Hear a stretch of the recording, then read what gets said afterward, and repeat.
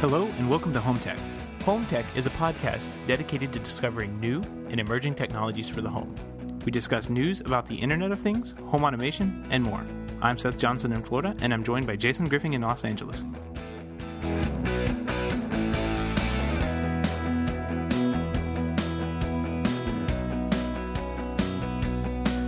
Welcome to another episode of HomeTech. I'm Jason Griffin in Los Angeles, and as usual, I'm joined by Seth. Seth, how are you doing?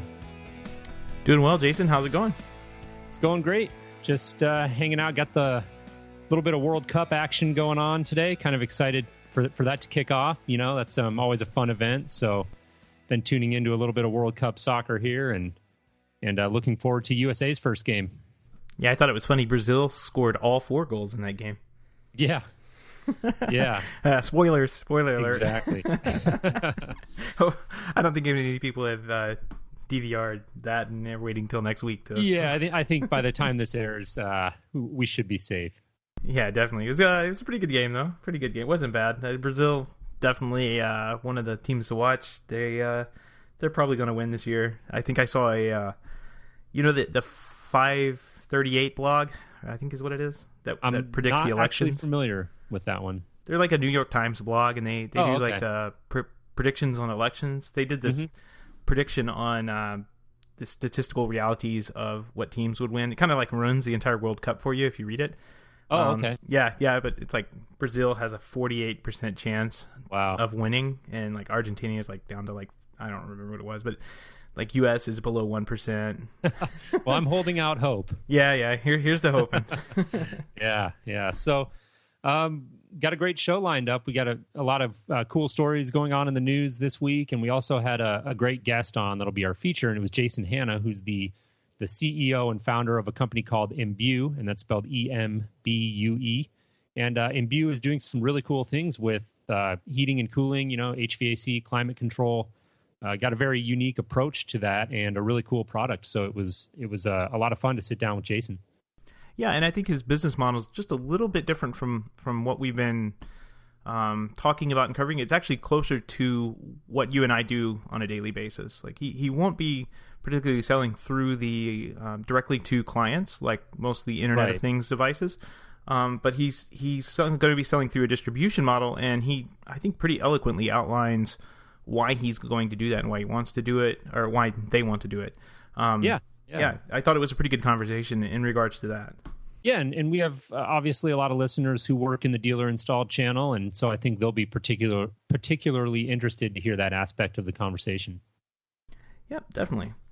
So speaking of dealer channel, we have a little bit of follow up from last week where the Hi-Fi House in Philly, sudden shutdown, huge company.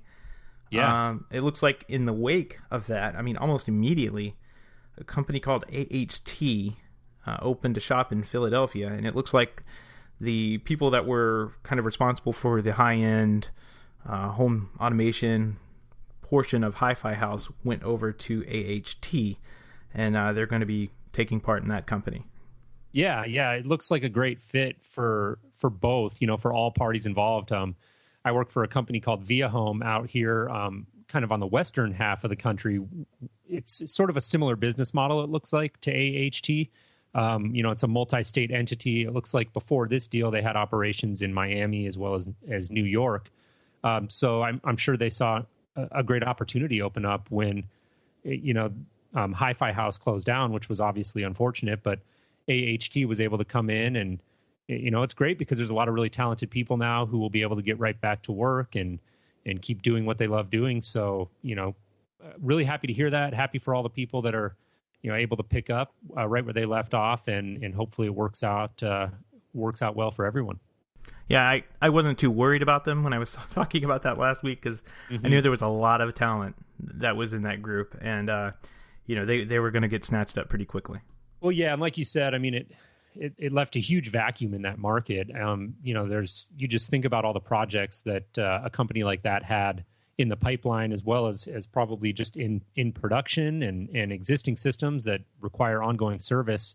And just because Hi-Fi House closed down, it doesn't mean that all of these customers no longer need somebody to do that work for them. So you knew it was kind of just a matter of time. I think the only question was really, will it sort of splinter into a bunch of smaller businesses that people just sort of start on their own, or if a company like AHT or a bigger company was going to kind of come in and capitalize on that opportunity. So I guess we have our answer now. Yeah, definitely. I mean, it sounds like it's good, and here's to wishing them the best. Yep, absolutely. So another story this week, looks like Honeywell came out with a new thermostat, and it's looks strikingly similar to a product that people out there, might have heard of, which is the Nest thermostat. And the similarities are just staggering. Staggering, yeah. It's really, but it looks nice. It looks, the design on it looks really good. Interesting because Honeywell and Nest kind of have a history, don't they? Of I believe it was in, what was it, 2012, I think Honeywell sued Nest for some patent infringements. Yeah, and I think one of the major ones was Honeywell had a patent on a round thermostat or something like that, and since Nest was round, therefore they're exactly the same. And they're everyone imagines the old round Honeywell thermostat you had on the wall back in the classic, 70s, the gold one, yeah. Mm-hmm. Yeah, everybody can see that in their head, and they're like, no, that's nothing like Nest. Sorry, guys. But, yeah. Whatever. A couple of things to note on this. They announced this, but they haven't shown the product. They've shown some rendered mock-ups of it. And that, to me, kind of, I don't know, it's kind of a cheap way of doing stuff. Like, they put that out there to kind of feel around and see, how much press they could get out of it and generate excitement or something. I don't know. I'd rather, when Nest came out, I mean, they did it kind of all at once, where they put review units in the hands of everyone, and let them set up and play with the Nest thermostat. And this seems kind of like, I don't know, the old school way of doing things, where you just kind of mock a product up in Photoshop and then put it out there, and it's like, oh yeah, this is what we're making, and then who knows what the build quality is going to be like. We're looking at it, we're looking at these rendered drawings, and the build quality could be, I think the build quality is what makes the Nest thermostat, not the fact that it's round or anything like that. It's the fact that it feels so good to use. Yeah, that's true. I think you have more of a background in product than I do. I've never worked on anything in that, even in that realm, so I don't really know kind of how that process typically works, or how it's worked in the past versus now.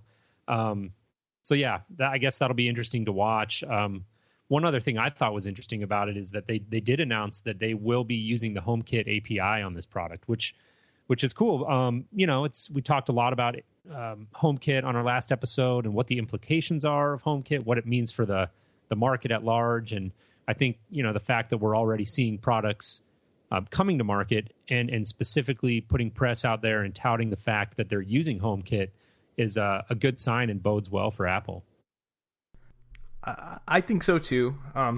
Although I'm just so skeptical on Honeywell. They're not really known for very good integration in the home. They've had Wi-Fi thermostats for years now. I mean, well before Nest, we had Honeywell thermostats. And famously, they didn't integrate with any automation systems. They had a completely closed API. Honeywell is one of those big giant companies. They do lots of things, outside of home automation and thermostats. They have I think they even have a complete building control line, and all sorts of big machinery type things that they do. But it's one of those things that, like, this may be a little division of the company, and maybe they're trying to get some press for themselves and get some more money put into their department. I don't know. It's just, man, I just wish I had a better taste in my mouth for Honeywell to get really excited about this. I sense a little cynicism. Yeah, I'm jaded. There's only so many years that I have to deal with these Honeywell. I mean, famously, their security panels are just horrible to integrate with. And they're actually kind of decent security panels, but the integration side of it has always been lacking.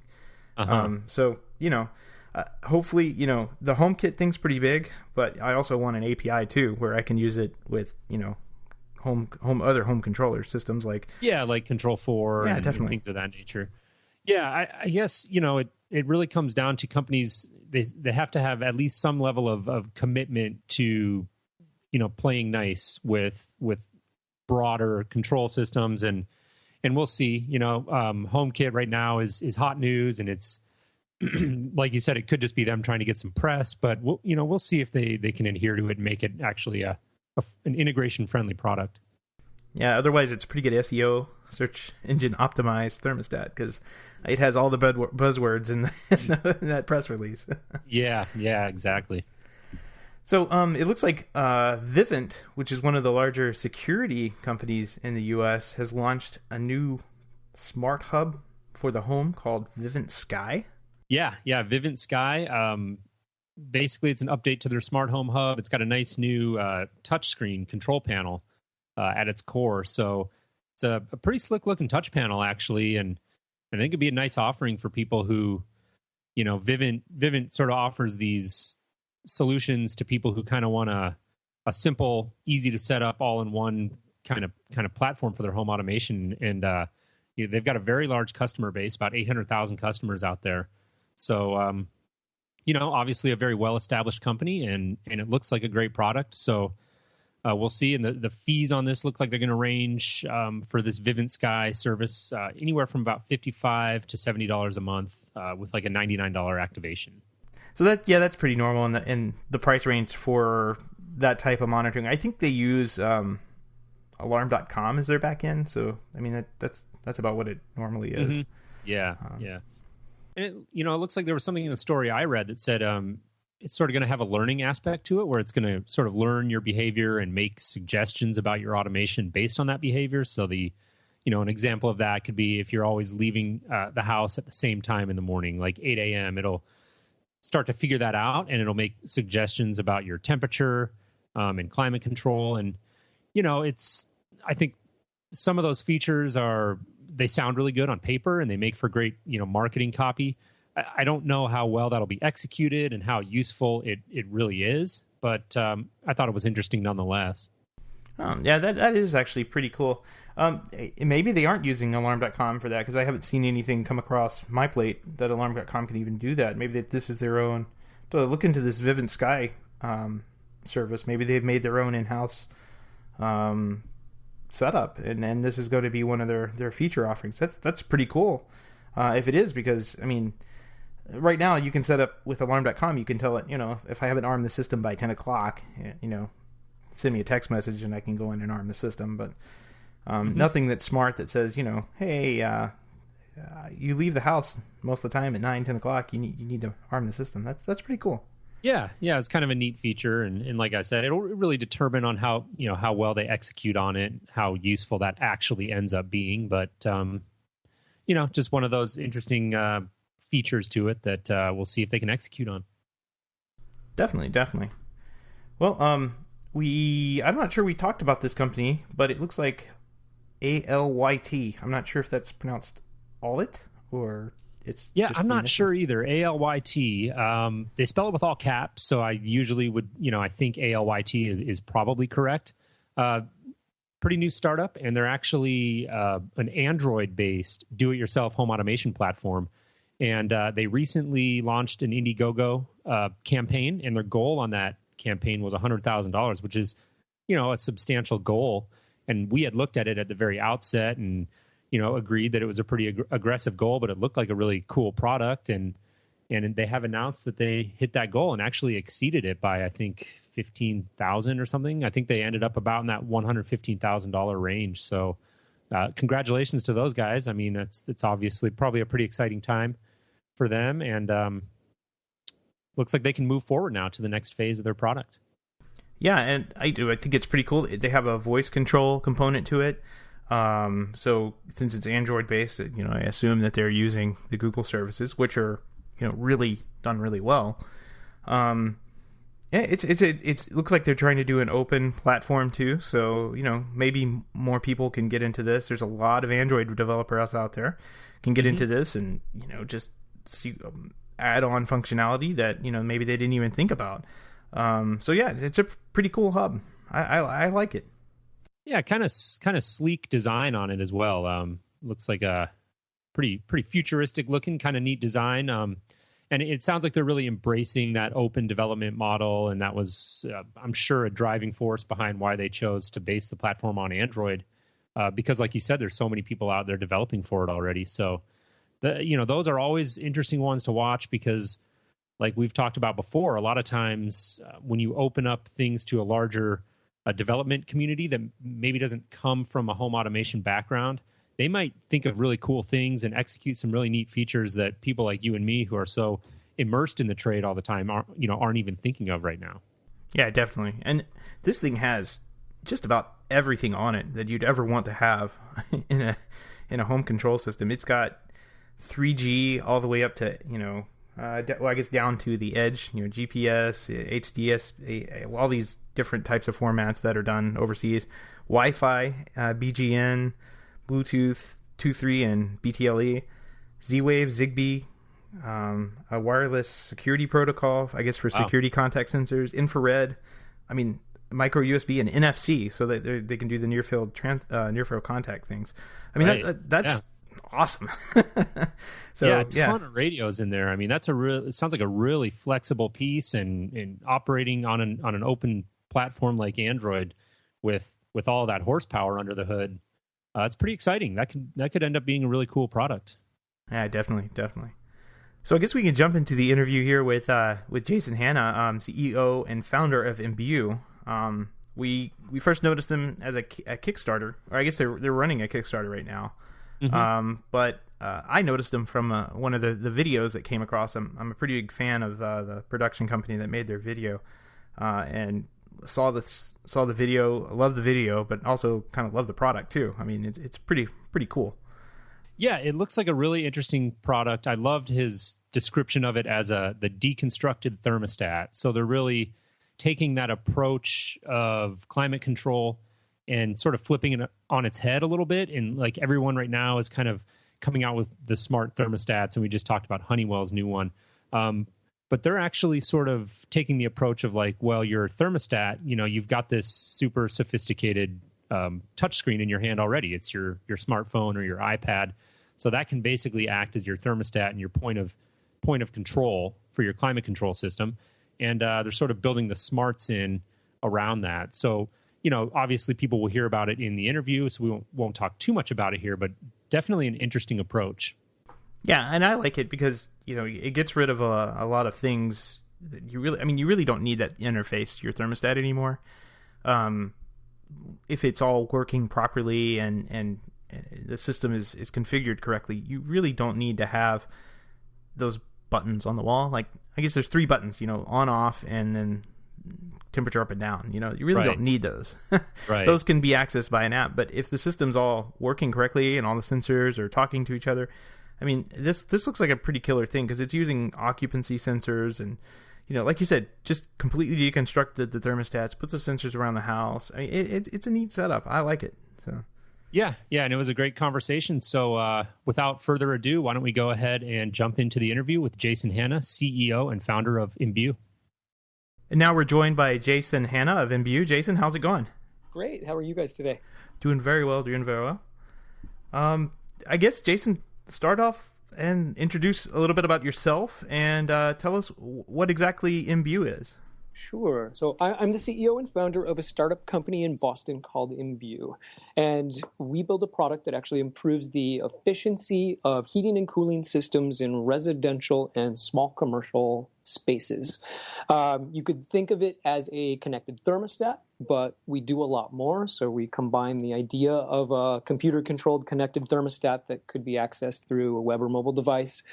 We add energy use information, and then we turn around and we give all of that data, and we perform a lot of analytics on that data to be able to give to heating and cooling service providers and to building managers the types of information that can tell them how well that equipment performs and if there are problems inside the house, so that customers can actually have a monitored and managed service, allowing them to know when their efficiency is going south and when it's time to actually have service maintenance on their equipment. Great. And you guys are actually on Kickstarter right now, and I know you're getting close to your launch date.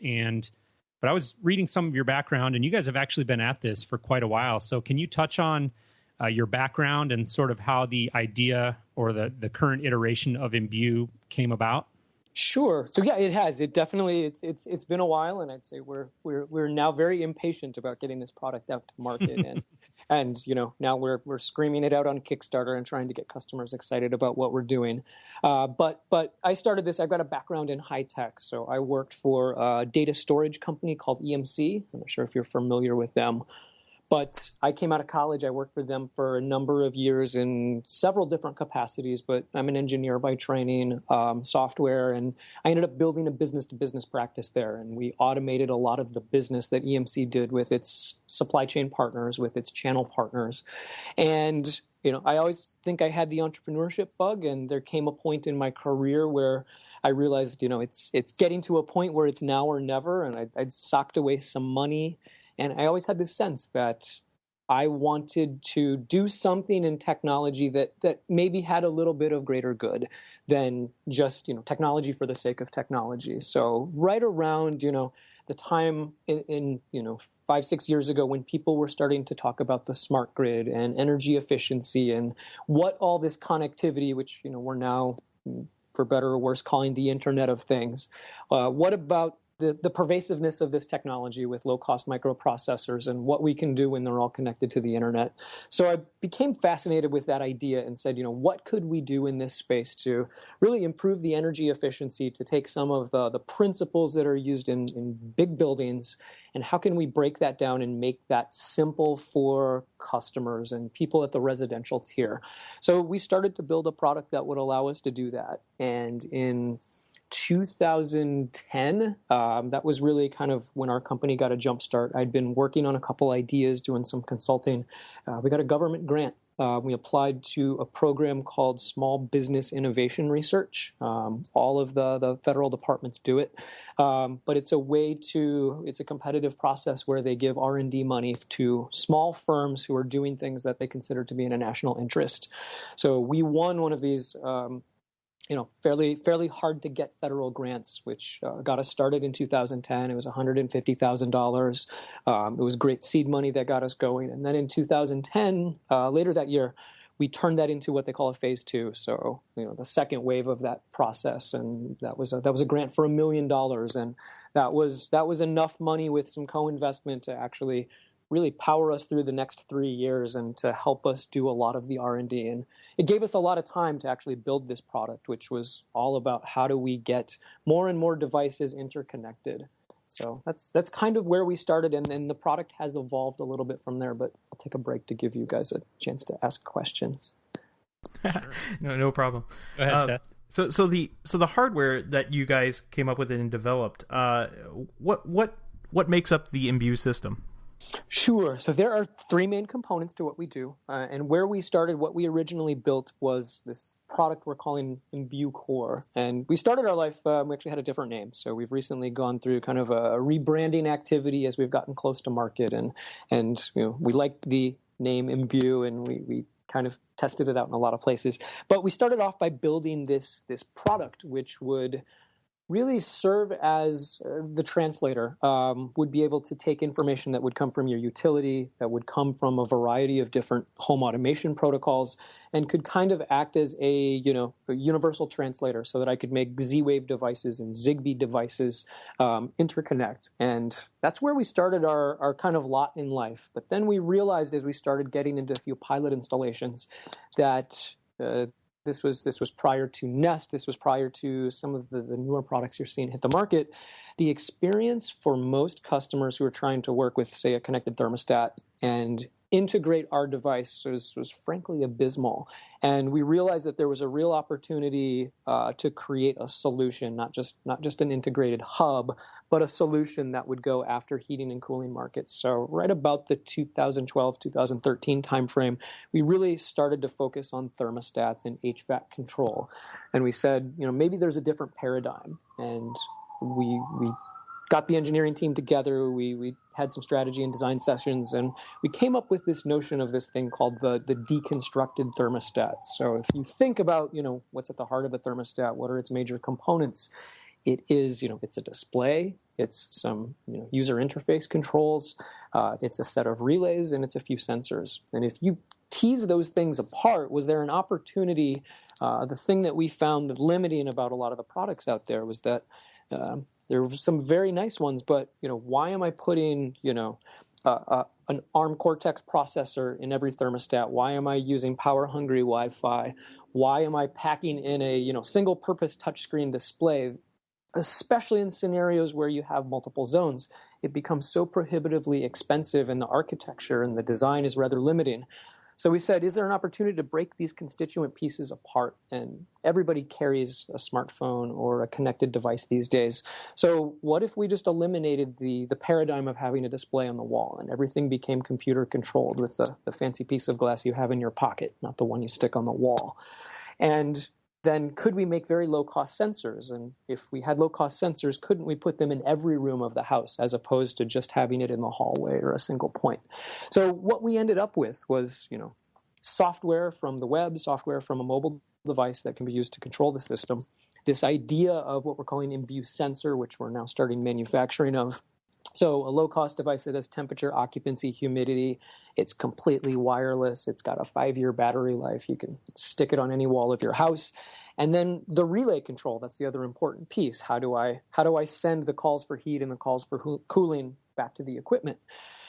We call that Embue module. So there's really 3 parts to our system. There's Embue core, which you could consider to be the brain, Embue sensor, which gets put in every room, and then there's Embue module, which is effectively the relay control, and that just gets pushed back to the furnace, that gets moved to the air handler unit, and it solves not just a technical challenge that you get in multi-zone homes, but it solved a big retrofit issue for us as well, so that you're probably aware of a lot of these devices, especially if you're trying to do Wi-Fi, you're trying to do any type of power-hungry communication. Old homes have limitations on the number of wires they have, and companies resort to tricks from time to time. I'm going to do power stealing so that I can charge up a battery. And you do get into compatibility issues with some types of heating and cooling equipment where you're trying to short cycle the equipment in order to charge up your battery. And you can actually damage certain types of equipment by doing this. But it's a way to get power where it isn't without having to pull wires through the wall. And we decided we were going to address this in a different way. Let's deconstruct the thermostat, and we solve a power issue that exists by doing that. Yeah, that's really interesting that you. I like the way you describe it as a deconstructed thermostat, and it actually brings to mind that just recently here, Honeywell announced a new thermostat that looks very strikingly similar to the Nest thermostat. And then obviously Nest was huge news recently with the acquisition by Google for billions of dollars, and there's a lot of buzz and talk about. With smart home technology, energy efficiency and climate control is a big part of that. How do you guys see your business model coexisting with products like Nest and the new Honeywell Lyric thermostat? I mean, can these two coexist? Or if I'm an end user looking to improve energy efficiency and the heating and cooling system in my home, do I have to pick Embue or one of these other type of systems? Like, can they coexist together, or are they just totally different animals? Yes, I mean it's one of those fun things in this industry, right? It's both competitive and complementary. So in one respect, we are vying to be the thermostat and the control device that gets installed in a customer's house. So on some level, those are both competitive products. But at the same time, we look at the market, I think, a little bit differently. Certainly, much differently than Nest. We absolutely believe in the necessity of integration with other types of products in home automation and home control. But for the most part, we believe our product really is sold through the channel of heating and cooling service providers. So if you look at the market numbers, Nest did a phenomenal job to get acquired by Google for an amazing valuation by addressing what is actually a very small segment of the heating and cooling controls market. So if you look at the numbers, 90 to 95% of all equipment is not sold in Lowe's or Home Depot or the Apple Store. It's actually sold through, these mom and pops and these heating and cooling service providers and these regional distributors and the manufacturing supply chain that, Honeywell is part of. So one of the things that is important for us was that, we've got some differentiation not only in the product, but also in the channel that we go after. So we're very interested in working with those 90 to 95% of the heating and cooling service providers because for the most part, none of the other manufacturers are really thinking about, the value of that data beyond what the customer gets. And if I think I am like a lot of customers in the sense that I don't necessarily want to spend more time managing my energy and managing my data. But there's some very valuable data there. And if I can put that in the hands of a service professional who can actually look at the cycle time and the efficiency of my equipment and can actually give me good advice about how they can improve that and when it's time for maintenance, we started to say, hey, let's take some of this data that's being generated and collected from our platform and let's give it to the heating and cooling service provider, and we think we can create some valuable services around that. Interesting.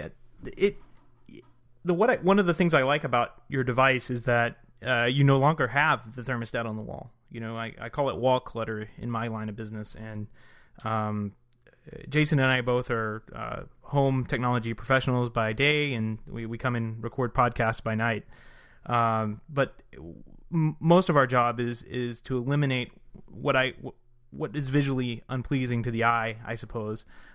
We do that by, hiding AV equipment away in a closet somewhere and hiding thermostats and putting in remote temperature sensors. So one of the things I really like about your system is that it does take that thermostat off the wall and puts it somewhere else. So by doing that, I guess from what you were saying, you definitely do need an HVAC professional to come in and remove that thermostat and put it, where does, I guess the relay module goes, you said back to the air handler? Yeah, so it would go back to the furnace or it'd go back to the air handler unit that's connected to the AC and the ducted system. So yeah, the module would go back there. And we do believe, there's a certain segment of the population that absolutely is capable of doing this, and probably a lot of your listeners have the do-it-yourself capability. It's still, everything we deal with is low voltage wiring. So we don't get into mains power. It's all control signals. Right. So it's absolutely possible for a customer to install this. But I think what we found, we've been out there spending a lot of time with these heating and cooling professionals, and there are a good segment of them that really do get this and are very interested in working with next generation technologies.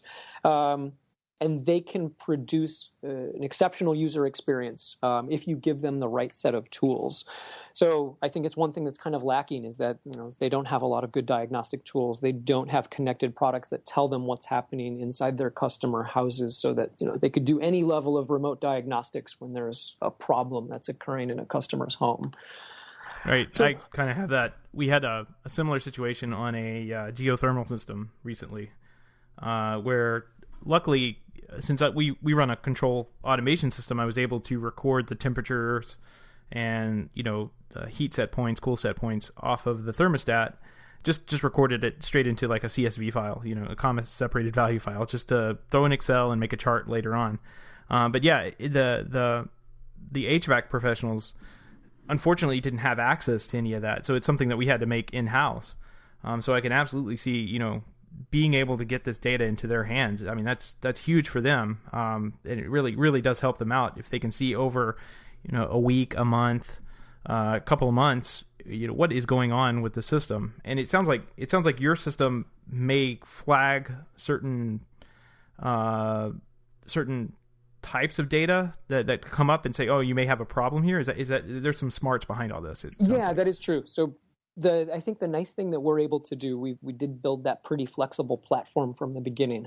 And one of the abilities that we built into that was also to have the opportunity to read from the electric meter, the gas meter, the fuel oil tank, or the propane tank. And we put a radio on Embue Core, which allows us to read, they call them standard consumption messages. I don't know if you guys deal with these in any of your automation scenarios, but in a lot of regions before the smart grid was pervasive and before you started shipping Zigbee modules, these utilities were putting one-way broadcast radios inside of their utility meters.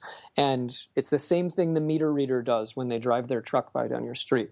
This thing will broadcast a signal every 30 to 60 seconds typically, and they've got a transceiver on their truck that just picks up the serial number, and if you know what channels to listen for and where to look, you can actually pull these signals right out of the air. And we embedded a radio on our product that allows us to do that. So we do build Zigbee capability into our product. And so we do have the ability when the utility turns it on to read from those meters. But there are 50 to 60 million residential meters in the United States alone that are using this older generation of broadcast technology. So for us, we get to pull in all this electric use data, and we take that, and if you can combine that, you put a fuel oil tank meter, if you're in the Northeast and you use home heating oil like a lot of us do, or in other regions where liquid propane is quite common. We've got solutions through third parties where we can integrate sensors. And because you see electric and because you see fuel use, we also make the calls for heating and the calls for cooling. So that allows us to have a very good picture of how much fuel and energy is actually being consumed in the operation of that equipment. So you're right. We do a fair bit of analytic analysis, a little bit of analysis on that data, which allows us to actually create a score for these customers. And we kind of benchmark them and say, are you performing on a relative scale better or worse than you had been when the system was first commissioned?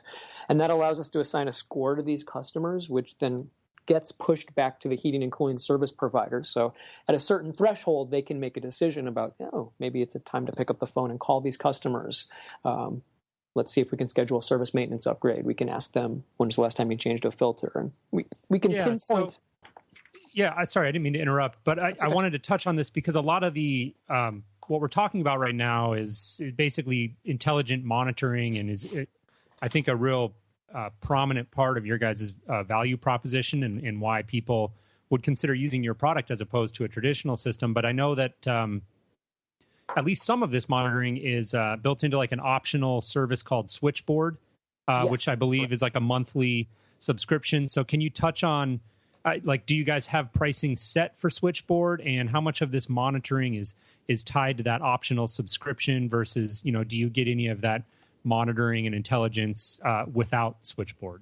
Absolutely. So we're still 6 months away from commercial availability of the product. So some of these things are still subject to change, and we're working out some of the final pricing.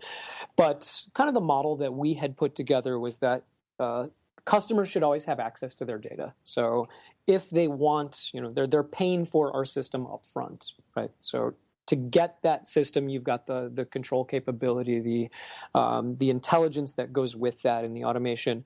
But part of the value add service, so to be able to connect that to a building manager or a heating and cooling supplier, and to be able to automatically dispatch a page to that heating and cooling supplier when a problem happens, and to get them access into that switchboard, we felt that there's a fair bit of effort that everybody has to put into that to make that system work and to connect that to the heating and cooling provider. So rough pricing that we've put together is about a $10 per month service edition. We think it's good for vacation homes. We think it's good for multifamilies where you've got a building manager that's involved. And probably the thing that is still up for discussion is, who actually sells that? And for the most part, as we work with heating and cooling providers, a lot of them already have service agreements with their customers. I'm not sure if you guys happen to have this in your own homes, but about 50% of the HVAC companies we find nationally are very big proponents of the service maintenance agreement. So that's an annual contract you'd enter into with your heating and cooling company where, 2 times a year they'd come and visit your house, and they do a tune-up in the spring, they do a tune-up in the fall, if you're in a 4-season place like we are. And then you'd get maybe a discount on parts, and maybe you'd get preferential treatment when it comes to, service response times. And these are wildly popular programs, both with customers and with heating and cooling companies. It makes their business so much more predictable. And many of them have expressed to us they'd love to be able to kind of roll our service offering into their standard service maintenance agreement. So it's one way to say, hey, we're different than the guys down the street, because guess what? We also, we work with Embue, and they monitor your house 24/7, and we get a page when something bad happens inside of your home. So for the most part, as we work through the channel, we expect that's going to be rolled up into the service maintenance agreement with your heating and cooling service provider. But I do expect as we roll out, we're going to offer that option, just like we'll sell some systems directly to customers, the do-it-yourselfers, the home automation aficionados. We'll sell some things directly, and we'll probably offer switchboard as an option to those customers who want to come direct to us and don't have a heating and cooling provider in their area who would support this. Very cool. Very cool. That makes a lot of sense. I noticed that. I know that's a big part of the HVAC business model these days. Not so much the AV model, the AV business model, but I kind of wish that we had, a lot more of our AV companies out there would support that kind of maintenance plan. I was kind of looking at some of the statistics earlier, and they're not very high. The companies that actually take advantage of that, and it's pretty huge for customers to know that their system's working reliably year round. I've not seen that in your space. Has that been tried? Oh yeah. There are a couple. I mean, it's just not widespread, I suppose. Yeah, I think it's much more pervasive in the security, home security realm. Yeah. There's some home security companies that do it as well. One quick question. So how much? What price point, I guess, would the typical system cost for? And I knew you're going through a distribution model, but any idea of what the end price might be for the consumer? Sure. So we are, we're coming in with a system that it's the connected thermostat, it's the energy monitors, it's getting into the fuel tank, it's the multiple sensors inside the house. So we've designed the product today, kind of the way it's priced. If you go out on Kickstarter and you see what we're doing, the product we've got at a retail price of about $375. We are offering some early bird discounts where we're trying to get people to jump on board and take a little risk with us as we try to bring this through manufacturing. And so we've knocked $100 off the cost of that. But ultimately, our system comes in right around a, $375. As we get to some greater volumes, we're hoping to drive those costs down a little bit. But it's right around $375 for the first zone of the house. So as designed today and as laid out, that's, 2 sensors. It's a single module for zone control, which can do both heating and cooling in multiple stages of heat and cool. It includes the energy monitoring, and then, of course, one Embue core that you can expand your system based upon. But then as we build from there, one of the things that we really like about the product, I don't know what percentage of homes you typically see that have multiple heating and cooling zones, but the way we've created that deconstructed thermostat architecture, we can actually deliver additional zones for about half the cost of any of the other connected thermostat products that are out there. So we find that, our system architecture is just a tiny bit more expensive up front for the first zone. But, we've got a real sweet spot, we believe, as we start to get into 2-zone, 3-zone, and, multi-zone homes, say with, hydronic heat and other types of systems. And we're seeing a lot of interest also in the commercial space from, apartment complexes and multifamily units, because this base station we've created, it supports software partitioning, and we've built it in such a way that, I can carve off separate units. So, yeah, I think that's a place where, our pricing and our system design really do work to our advantage. Yeah, so it sounds like you said, up front, there might be a little bit more of a cost, but you're getting a premium product that gives you a level of transparency into your HVAC system that, you may not get otherwise. And then the system scales really well. Like Seth and I work in a lot of homes that have 2, 3, or, sometimes even more zones. So it might be a great fit for that. And I think going through the dealer channel is going to give you guys access to that higher end of the market as well. Speaking of markets, though, actually, we have a number of listeners based over in Europe, the live install community, and there's actually seems to be a very thriving market over there for home automation as well, which is no surprise. Do you guys have any plans to make the product available internationally, or is this going to be a North American product only for now? For now, I think we have to limit it to North America just because, we're a very small organization. There's only 8 of us working on this right now. And until we raise additional amounts of capital and we show some success in the North American market, I think it would be premature for us to say, I'd love to bring it to Europe. I've seen lots of very exciting things happening over there, and I get the chance occasionally to travel over there and see some really cool things that are happening. So it's absolutely on kind of our growth trajectory and our radar, but not in the immediate future. Mm-hmm. Yeah, I think they have a little different type of, I guess, system structure over there. They have if you're doing a zone system, you may have an actual unit in each room that you're doing the zone in. They don't really have the centralized systems don't seem that they're that common over there. Yeah, there are definitely different system types. We've found that just anecdotally, there's some different communication protocols that are even in the mix. You're working on different frequencies, and then there's all the certification as well. So I take a product, and Zigbee here is not the same as Zigbee there, and the certification bodies are different as well. So yeah, it's definitely a challenge, and you've got to have money and resource, and you've got to have a good team to go after those markets. So Definitely. I'd love to be there someday. No, definitely.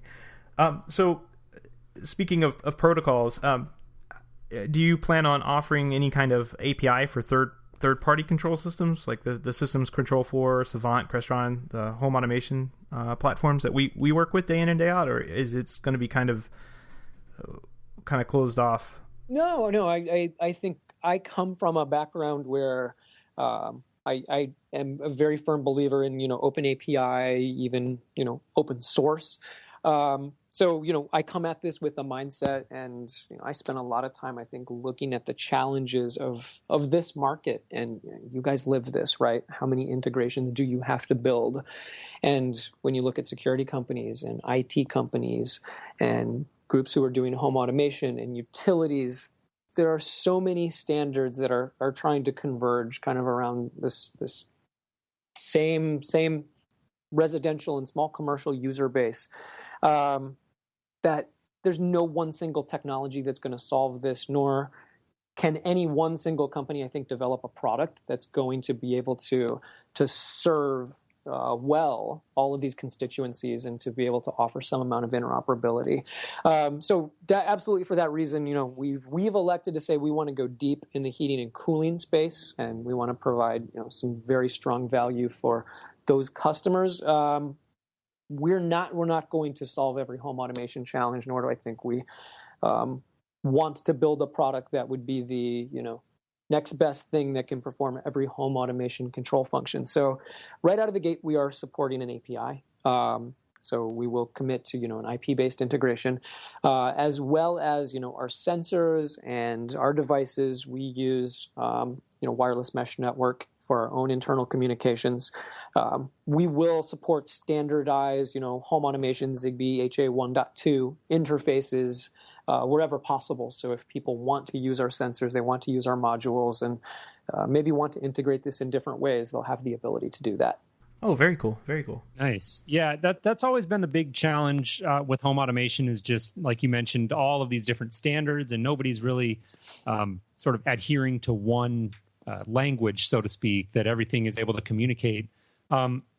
Just to be topical a little bit, obviously, recently, very big announcement by Apple entering this market with the HomeKit made for iPhone program, where you can, put out your product and basically run it through a compliance test with Apple, where they, give you the little made for iPhone stamp. And that's kind of the problem that they're trying to solve with that, is to get people to adhere to certain standards. Have you guys, I know it's early and the announcement was just made, but have you looked at the HomeKit API? Do you have any ideas for how that might play into your guys' business model, or is that something that you just can't kind of focus on right now? Yeah, I mean, we're obviously in the middle of a Kickstarter campaign when this got announced. So, of course. Yeah, we haven't, taken our full set of resources and kind of looked at it. But, we spent a little time looking at kind of the documentation that's out there today. We're excited about the possibilities that this can open up. I think there's some very wonderful things that Apple can kind of lend to the ecosystem. I think with any vendor who's doing this, there's always the concern about, we want to drive interoperability for, the greatest number of users possible. So, I think it's fantastic that they're opening up some things and some standard APIs and some ways to use iOS devices to manage those types of things. But the ecosystem, you guys know this, is so big that, I don't even know if one company like Apple can actually cover all of it. So I'm very excited about it. I'm excited by the things it can open up. We actually are part of the MFI program. We're also quite interested. We've been doing some work on the iBeacons. As you can imagine, we've got Nice. sensors that can go in every room. So if you have a sensor in every room, there's some very unique things that you can do there. So without saying too much more about that, but we find that to be a very interesting thing in space. So we're working with Apple, and we're part of the program for that. And, I think in the same way, I think there's some very neat features we're going to be able to expose through our product by using some of the HomeKit technology. Very, very, very interesting. So I like all of what you said there. That was really cool. So I know you're right in the middle of Kickstarter right now. What do you see as your next step? Wrapping up the Kickstarter, and then what do you do? When do you see Embue coming to market? Well, we have laid out a plan that pretty much would get us to production, manufacturing, and shipping delivery to customers by the end of the year. It is a pretty aggressive time frame. Wouldn't be possible were it not for the fact that we've already built relationships with a lot of these manufacturers. So starting last year, we embarked on a pilot program. We funded it in conjunction with the Massachusetts Clean Energy Center, which you may not be familiar with it, but it's a quasi-public agency here in the Commonwealth that pretty much it's funded by ratepayer money, and it's tasked with how do you support clean energy initiatives in our state. And they dedicate a certain amount of money to deployments and to installations and to new technology around energy efficiency, renewables, a variety of things. And they had a competitive grant program last year where they were seeking companies in the state who were ready to deploy technology. And we were actually one of the winners. We applied to that program as well. We won a matching grant, which would support commercialization. So we got into a bunch of, we call them energy positive homes here in Boston. So there was a program that was being undertaken by the city for these homes that are passive house style construction that, have rooftop solar, they have solar thermal hot water systems that have mini split,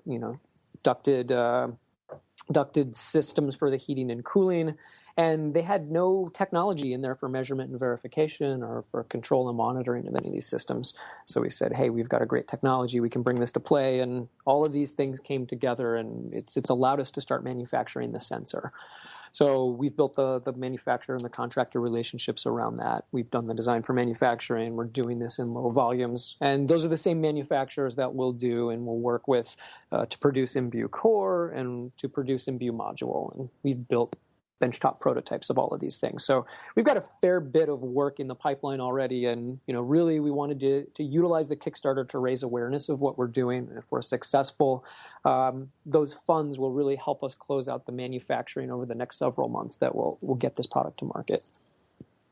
Awesome. Well, like I said, I know you guys have been at it for a while and you're getting very close. So this must be a really exciting but busy time for you. So we do appreciate you, Jason, taking the time to come on to Home Tech and join us. It was an interesting conversation. So we can close out. If you want to just let our listeners know if there's a listener out there who has a question or something they want to reach out to you with, what would be the best way for them to get a hold of you? Sure. So you can find us at Embue.com. You will get links there. You can check out our Kickstarter campaign.